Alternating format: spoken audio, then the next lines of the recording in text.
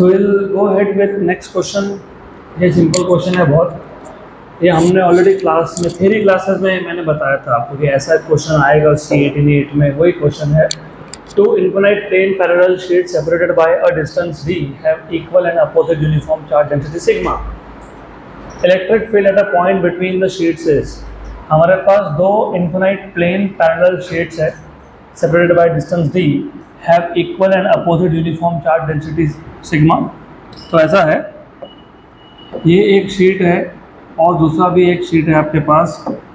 दोनों पे charge density same है. एक पे पॉजिटिव चार्ज डेंसिटी है, ये प्लेट नंबर 1, ये प्लेट नंबर 2. ये पॉजिटिवली चार्ज प्लेट है, इस पे डेंसिटी है सिग्मा और यहाँ पे माइनस सिग्मा. ये नेगेटिवली चार्ज प्लेट है. आपको पूछा है दोनों प्लेट्स के बीच पे डेंसिटी कितना है, इलेक्ट्रिक फील्ड कितना है बताओ. इलेक्ट्रिक फील्ड पूछा है. ये क्वेश्चन मैंने थ्योरी में ही करवा दिया था, चलो लेकिन फिर भी हम रिपीट कर लेंगे एक बार.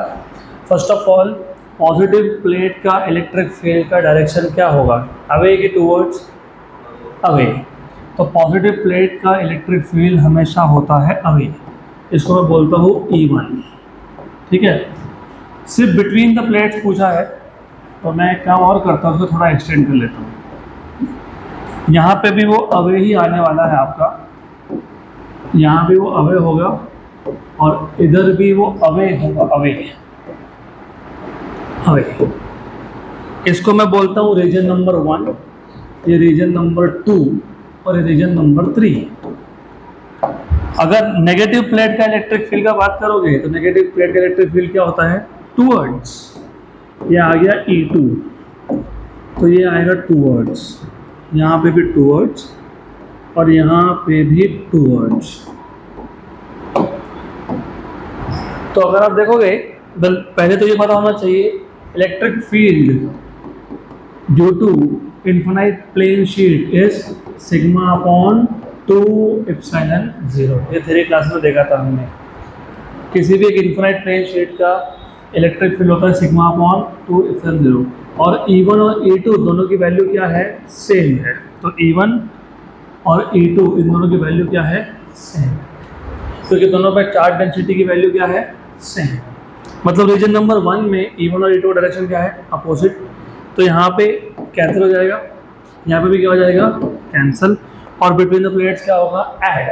क्योंकि दोनों प्लेट्स के बीच में E1 और E2 का डायरेक्शन क्या है? सेम. तो net electric field is E1 plus E2. This is equal to sigma upon 2 epsilon 0 plus sigma upon 2 epsilon 0. मतलब कितना? Sigma upon epsilon 0. Sigma upon epsilon 0 कहाँ पे है? ऑप्शन नंबर बी में. Option number B. डन.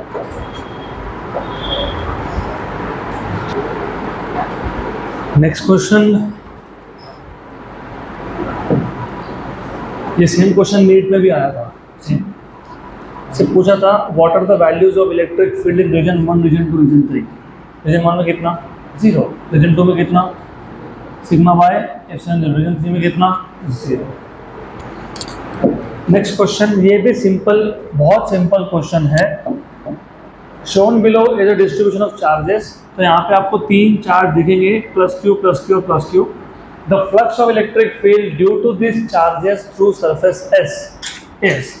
तो ये जो surface है, इस सरफेस में से कितना फ्लक्स पास हो रहा है ऐसा आपको पूछा है. तो कौन सा लॉ यूज करोगे? Gauss law. What is Gauss law? Flux equal to charge enclose upon. तो ये जो सरफेस S है इसमें कितना चार्ज एनक्लोज है? Q plus Q. तो Q प्लस Q मतलब 2Q बाई एप्सिलॉन 0. तो ये आ गया flux 2Q by epsilon 0. Option number B. खत्म. डन. तो थर्ड चार्ज है वो सरफेस के बाहर है तो उसको नहीं लेना. अगर थर्ड चार्ज भी सरफेस के अंदर डाल दिया होता तो वेरी गुड. अब अगर मैंने इस सरफेस के अंदर एक चार्ज को प्लस क्यू लिखा होता, एक को माइनस क्यू लिखा होता तो 0. गुड.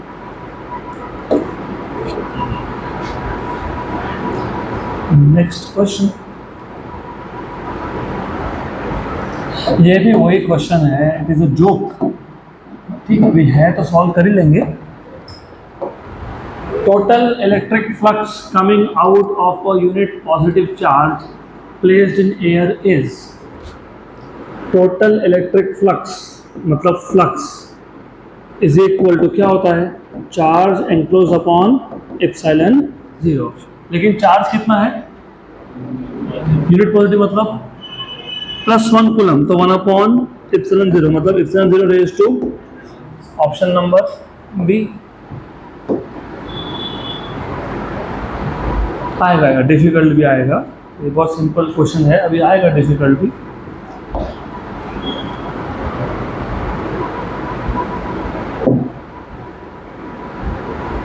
हो गया,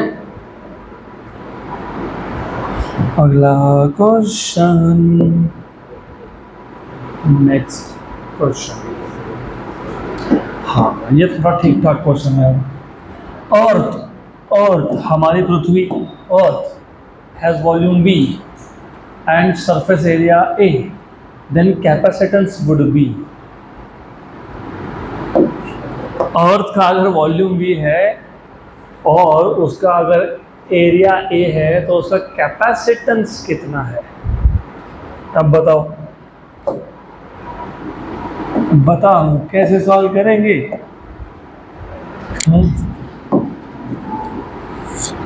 कैसे सॉल्व करोगे, how to solve this question.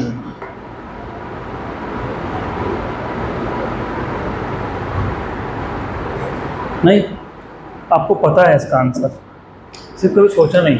एक काम करते हैं, ये अर्थ है मान लेते हैं, इसका रेडियस कैपिटल R मान लेते हैं, गुड, बराबर। इस पे चार्ज है कैपिटल Q मान लेते हैं।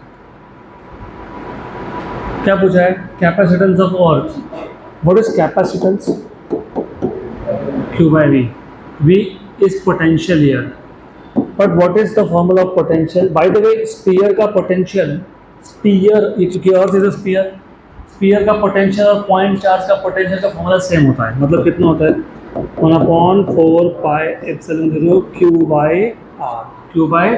R। सही है, पक्का, sure, very good.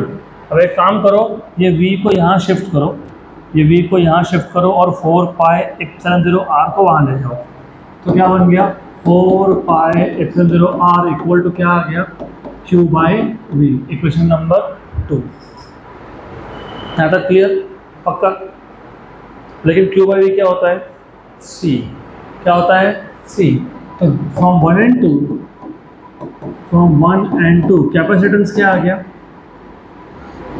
4 pi epsilon zero R, equation number 3। यहाँ तक क्लियर। मैं वापस रिपीट कर देता हूँ, कैपेसिटेंस क्या होता है Q by V। हमने मान लिया अर्थ पर चार्ज कितना है Q, अर्थ का पोटेंशियल कितना है V, अर्थ क्या है स्फीयर, स्फीयर का पोटेंशियल का फॉर्मूला क्या होता है 1/4 पाई epsilon zero Q by R, तो V वहाँ शिफ्ट कर दिया, 4 पाई एप्सिलॉन जीरो R यहाँ लिख दिया, तो Q by V क्या बन गया 4 पाई एप्सिलॉन जीरो R। लेकिन Q by V क्या था C, तो C क्या हो गया 4 पाई एप्सिलॉन जीरो R। लेकिन ऑप्शन में ऐसा कुछ है क्या, नहीं, क्योंकि ऑप्शन में R के टर्म्स में है ही नहीं, किसके टर्म्स में है, एरिया और पोटेंशियल नहीं, वॉल्यूम। Very good.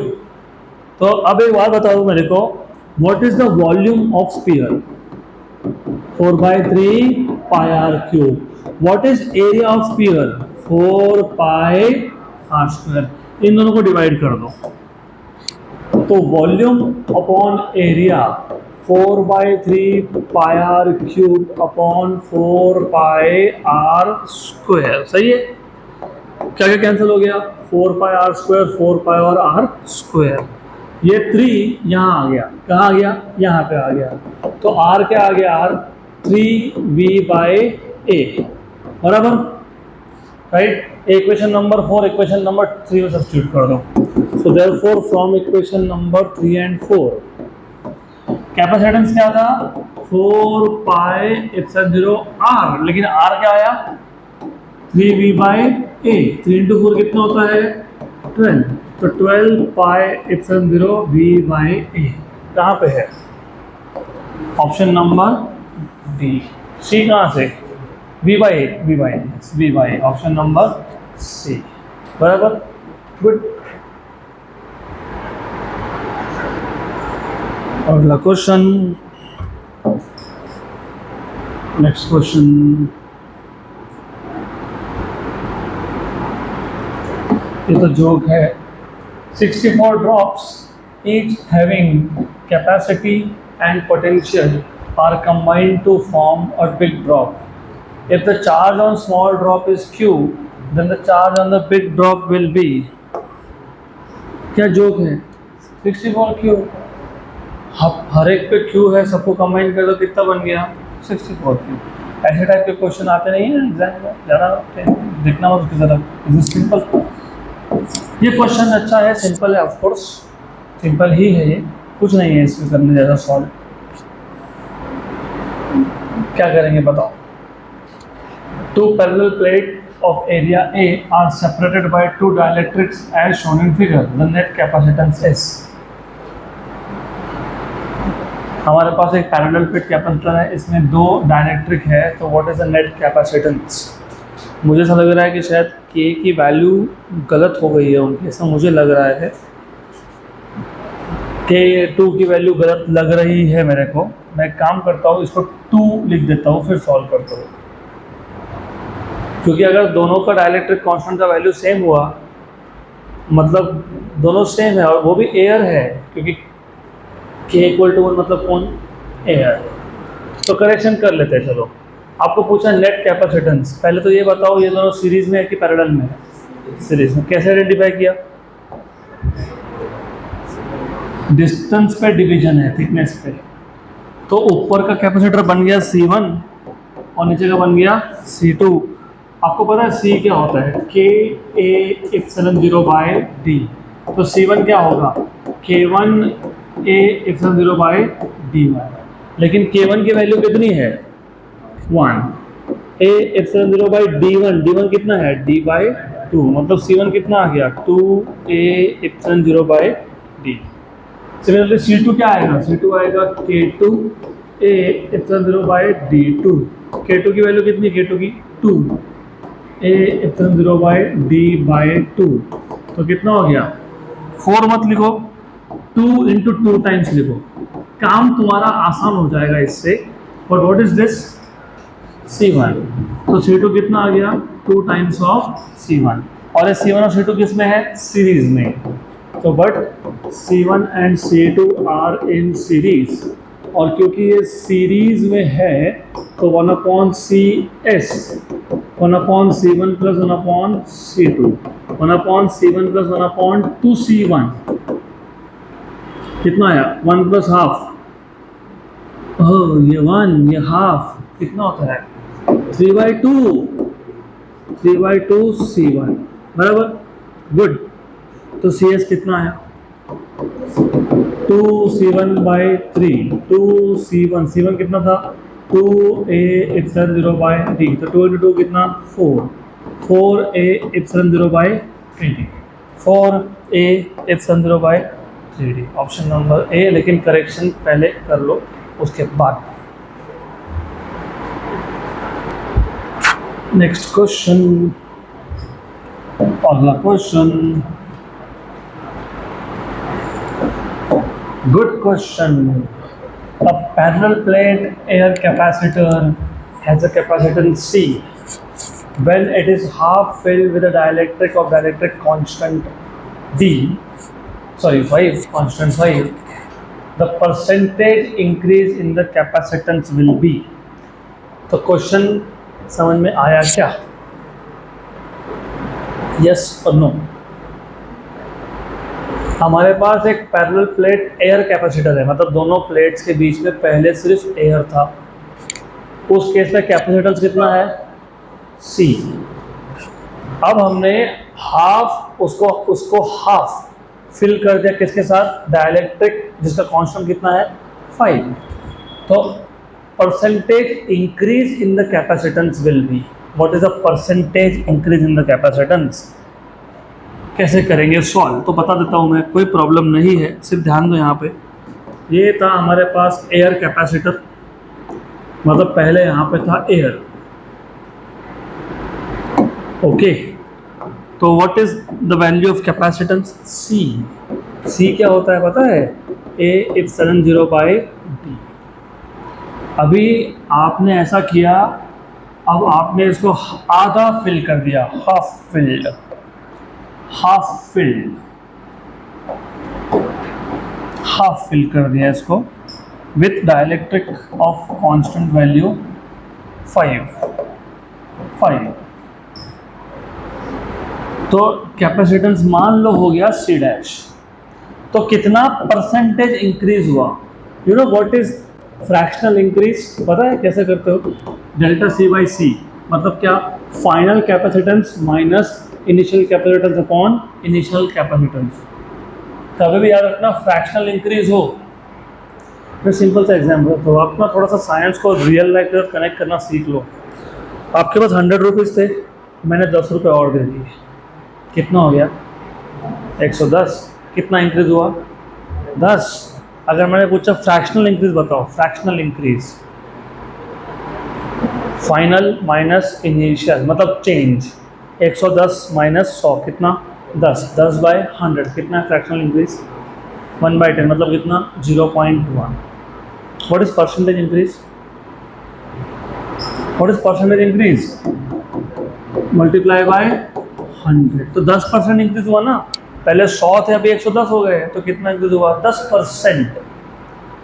इसी को हम लोग मैथ्स में ऐसा लिखते हैं, final minus initial upon initial into 100। यहाँ तक क्लियर? पक्का पक्का? तो ये क्वेश्चन सॉल्व करना है तो क्या फाइंड करना पड़ेगा? Very good, C dash. तो बताओ मेरे को सी डैश कैसे फाइंड करोगे? पहले तो ये बताना पड़ेगा, ये अगर एरिया ए था, अब ये एरिया a/2 है और ये एरिया a/2 है, तो कितने कैपेसिटर है? 2। C1 एंड सीरीज में है कि पैरेलल में है? सीरीज में है। एरिया पे डिवीजन है, सीरीज में है। एरिया पे डिवीजन हो रहा है ना, सीरीज में है कि पैरेलल में है? अरे पैरेलल है ये डी थोड़ी चेंज किया हमने आधे एरिया में डाला ना, आधे एरिया में डाला। तो पैरेलल है कि सीरीज है? पैरेलल है, तो क्या लिखोगे? C1 plus C2। C क्या होता है? K A epsilon 0 by D। तो C1 क्या होगा? K1 A1 epsilon 0 by D1। तो C1 क्या आएगा? What is K1? यहाँ पे तो एयर ही है ना, एयर है ना, तो K1 की वैल्यू कितनी हो जाएगी? 1। ओके, इसको 2 बोल देंगे। तो K1 की वैल्यू 1। एरिया कितना है? एरिया कितना है? A/2 एप्सिलॉन 0 बाई D, क्योंकि D1 की वैल्यू कितनी है? D है। हमने डिवीजन किस पे किया? एरिया पे। ये हो गया आपका C1। What is C2? K2 A2 epsilon 0 by D2। What is K2? What is A2? और D2 कितना है? D है, बराबर। लेकिन ये कौन है? 5C1 है, बराबर है। यहाँ तक करेक्ट है? Sure sure, 100%। Very good. तो what is C dash? C1 plus C2। तो C1 प्लस C2 मतलब कितना? C1 प्लस 5C1, तो कितना हो गया? 6C1। 6C1, very good. तो C dash equal to 6C1। लेकिन C1 कितना था? कितना था? A epsilon 0 by 2D। तो ये कितना हो गया? 3A epsilon 0 by D। लेकिन A एप्सिलॉन 0 बाई D कितना था? C। तो ये क्या हो गया? 3C। क्या हो गया? 3C। तो C डैश कितना है? 3C minus C upon C into कितना? 100। तो कितना हो गया? 2C by C into 100। 3C cancel होगा तो कितना हो गया? 200%। 200%। Option number D. तो ऑप्शन डी होना चाहिए। ऑप्शन नंबर डी दिया हुआ है। अगला क्वेश्चन, चलो यहाँ ध्यान दो। अगला क्वेश्चन, यहाँ ध्यान दो सब, बहुत सिंपल क्वेश्चन था, सबका ध्यान यहाँ पे, क्योंकि you are giving taking a lot of time to solve this. Simple question है, a parallel plate capacitor with air between the plates has a capacitance of 9 picofarad. तो पहले ये पता होना चाहिए, जब एयर है, air, what is the formula of capacitance with air? क्या लिखते हो इसको? C0 equal to A epsilon 0 by D. इसकी वैल्यू कितनी है? 9 picofarad. The separation between the plates is D।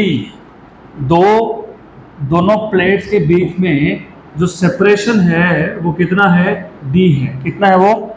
D है। तो ऐसा है, ये डिस्टेंस क्या है? D है। आगे क्या बोला है? The space between the plates is now filled with 2 dielectrics. तो इसके बीच में जो स्पेस है, इसमें आपने 2 डाइलेक्ट्रिक भर दिए, 2। One of the dielectrics has dielectric constant K1 equal to 3। तो दोनों में से एक, उसका डाइलेक्ट्रिक कांस्टेंट का वैल्यू है 3, तो K1 equal to 3। And thickness कितना है? D/3। थिकनेस कितना है? D/3। और जो दूसरा है उसका कांस्टेंट का वैल्यू कितना है? 6, और थिकनेस कितना है? 2D/3। तो जो दूसरा है उसका डाइलेक्ट्रिक कांस्टेंट का वैल्यू है 6, K2 इक्वल टू 6, और ये कितना है? 2D/3। तो ये सीरीज है कि पैरेलल है? सीरीज है, क्योंकि डिस्टेंस पे डिविजन्स किए, सीरीज है, सीरीज। तो C1 क्या होता है? K1 A1 epsilon 0 by D1। K1 की वैल्यू कितनी है? 3। A1 तो A है ना, एरिया तो सबका सेम है ना, राइट? एप्सिलॉन 0, D1 की वैल्यू कितनी दी हुई है? D/3। तो कितना हो गया? 9A epsilon 0 by D। C2 क्या आएगा? C2 K2 A2 epsilon 0 by D2। K2 की वैल्यू कितनी है? 6। A2 is A epsilon 0 by 2। D2 कितना है? D/2। तो इसको तो ऊपर लेके जाओ, कितना हो गया? 12A epsilon 0 by D। ये कितना था? 9। वो कितना है? 12। ओके, ठीक है, बराबर है, सही है। ए एप्सिलॉन 0 बाई D कौन था? यहाँ ध्यान दो, A एप्सिलॉन 0 बाई D कौन था? C0। तो ये कितना है? 9C0, और वो कितना है? 12C0। और ये दोनों किस में है? सीरीज में। तो कैसे लिखते हो? 1/CS equal to 1/C1 plus 1/C2। बराबर, करेक्ट? सही है। C1 कितना है? 9C0। आपको चाहिए तो आप वैल्यू डाल दो, कितनी वैल्यू थी उसकी? 9 पिकोफैरेड। आपको चाहिए तो आप लिख सकते हो 9 × 9 मतलब 81 पिकोफैरेड, और ये 12 × 9 मतलब कितना? 108 पिकोफैरेड।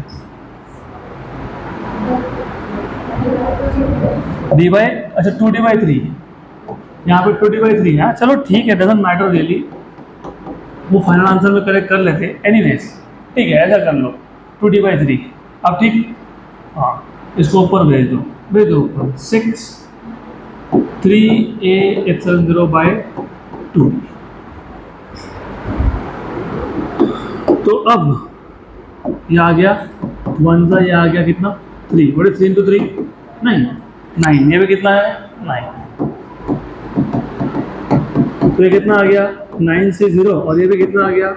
9C। दो कैपेसिटर जिसका कैपेसिटी सेम है वो सीरीज में है, तो 1/CS is 1/9C0 plus 1/9C0। तो कितना हो गया? How much is this? 2/9C0। हो गया क्वेश्चन खत्म। तो CS कितना हो गया? 9C0/2। C0 की वैल्यू कितनी थी? कितनी थी? 9 पिकोफैरेड था ना, तो कितना आ जाएगा ये? आंसर बता दो। जो भी मिस्टेक है वो हम लोग करेक्ट कर लेंगे। मैं जो पूछ रहा हूँ पहले वो बता दो, ठीक है? आई रिपीट, यहाँ ध्यान दो। ये D/3 था, यस। 2D/3 था, यस। K1 की वैल्यू 3 थी क्या? यस। K2 की वैल्यू कितनी थी? 6। यहाँ तक क्लियर है क्या? यस। सीरीज में है क्या? यस। सीरीज का फॉर्मूला सही है क्या? यस। ठीक, ये सही है। यहाँ पे कुछ गलती है तो करेक्ट कर लेंगे, कोई प्रॉब्लम नहीं है। K1 A1 epsilon 0 by D1। K1 की वैल्यू 3 है क्या? यस। इसकी कितनी है? d/3 d/3 यस, ये ऊपर गया क्या, यस, तो कितना आ गया 9a/0 यहाँ बराबर है ये, तो 9c0 लिखो क्या, यस सही है, क्लियर है, गुड।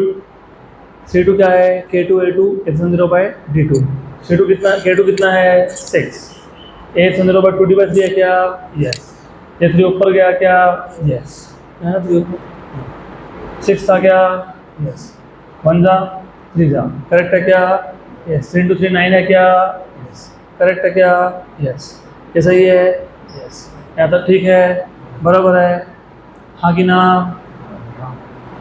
ओके गुड, ठीक है, तो आंसर आ गया ना, सब तो ठीक है, तो 81/2 कितना होता है, हाँ तो फिर सब कुछ करेक्ट है, तो फिर क्यों 40.5 मतलब बी। चलो नेक्स्ट क्वेश्चन, अगला क्वेश्चन,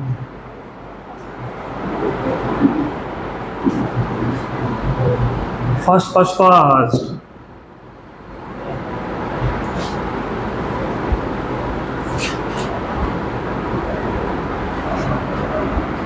ध्यान दो, ये JEE मेंस का PYQ है ये question. A series combination of N1 capacitors, each of value C1 is charged by a source of potential difference 4 volt. When another parallel combination of N2 capacitors, each of value C2 is charged by a source of potential difference V, it has the same total energy stored in it as the first combination has. The value of C2 in terms of C1 is then. तो question पहले पूरा समझ लो, हमारे पास N1 capacitor थे, सबकी value कितनी थी C1, इसको कैसे कनेक्ट किया, कैसे किया सीरीज में, और इस सीरीज कॉम्बिनेशन को तुमने जो बैटरी लगाई है उसका वोल्टेज कितना है 4 वोल्ट, बराबर।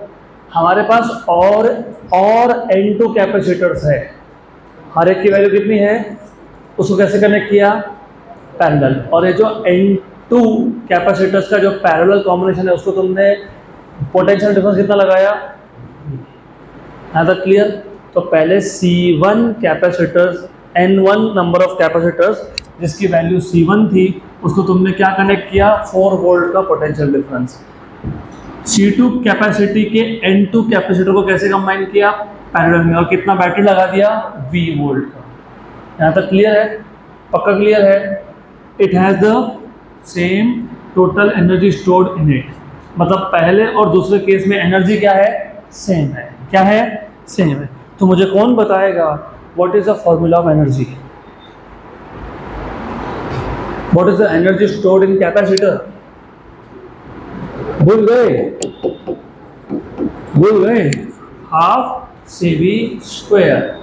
इनके क्वेश्चन के हिसाब से जब तुमने सीरीज में लगाया था तब, और जब तुमने पैरेलल में लगाया तब एनर्जी क्या है, सेम है। मतलब क्या लिखूंगा मैं, half CS/VS² equal to half CP/VP²। 2 और 2 क्या हो गया, कैंसल। अब मुझे बताओ, अगर मेरे पास N1 कैपेसिटर्स है, सबकी वैल्यू C1 है, और मैंने सीरीज में कनेक्ट कर दिया, तो व्हाट इज इक्विवेलेंट, वो तो पैरेलल होता है ना। मेरे पास C कैपेसिटी के N कैपेसिटर है, सबको सीरीज में लगाते तो क्या होता है C/N। अब बताया था ना मैंने आपको 1/CS is 1/C1 plus 1/C1 plus 1/C1, कितनी बार, N टाइम्स। तो क्या आया था N/C1, तो CS कितना आया C1/N, C1/N, तो CS कितना है C1/N1। और ये जो सीरीज में था उसका वैल्यू कितना था 4 वोल्ट, कितना था 4 वोल्ट। उसको तुम 4V बोलो तो भी चलता है, 4 वोल्ट बोलो तो भी चलता है, तो बोले 4V, चलो 4V कोई बात नहीं, एक्चुअली 4 वोल्ट है, तो ठीक है एनीवेज। और मेरे पास अगर N2 कैपेसिटर है, सबकी वैल्यू C2 है, पैरेलल में लगा दिया तो क्या होता है C N टाइम्स, तो कितना होता है N2C2। और VP कितना दिया है, V दिया है, V दिया, V हो गया बराबर। तो C1 बाई N1 फोर्स को कितना 16, V square equal to N2 C2 V square, cancel और कैंसिल। क्या पूछा था आपको? C2 in terms of C1, तो C2 क्या आएगा? C2 यहाँ से C2 क्या आएगा? C1 bye N1 into N2 और साथ में कौन है 16, तो क्या आएगा 16 C1 upon N1 into N2। अगला क्वेश्चन जो कि तो ये अभी तुम खुद से कर लोगे, this is theory question. Next question, a parallel plate condenser मतलब capacitor has a capacitance 50 microfarad in air and 150 microfarad when immersed in oil, the dielectric constant K is, ये भी जोक है। एक बात बताओ, जब सिर्फ एयर हो तो तुम क्या लिखते हो C0, उसकी वैल्यू कितनी है 50 माइक्रोफैरड। जब कोई मीडियम तुमने बीच में डाल दिया तो क्या लिखते हो K इंटू C0, ऐसे लिखते हो ना, है ना। और C की वैल्यू कितनी दी है, ऑयल में कितना वैल्यू है 150 माइक्रोफैरड और C0 कितना है 50, तो 1 और C, तो डायरेक्ट्रिक कांस्टेंट की वैल्यू कितनी आ गई? हो गया क्वेश्चन खत्म, बराबर। सिंपल क्वेश्चन था।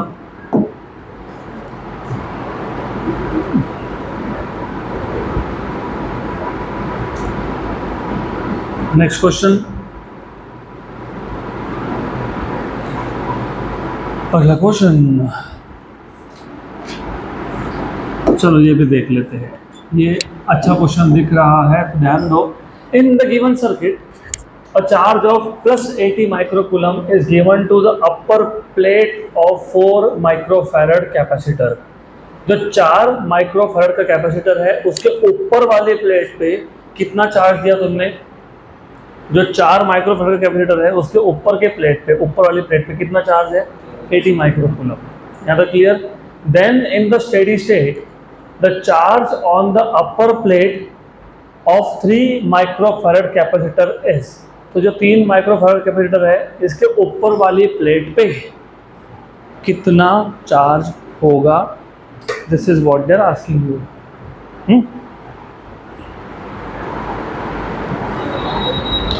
तो ऐसे जो क्वेश्चन है ना, अभी एक काम करते हैं, इन द गिवन सर्किट ये जो 4 माइक्रोफैरड का कैपेसिटर है उसके अपर प्लेट पे 80 माइक्रोकूलम का चार्ज है।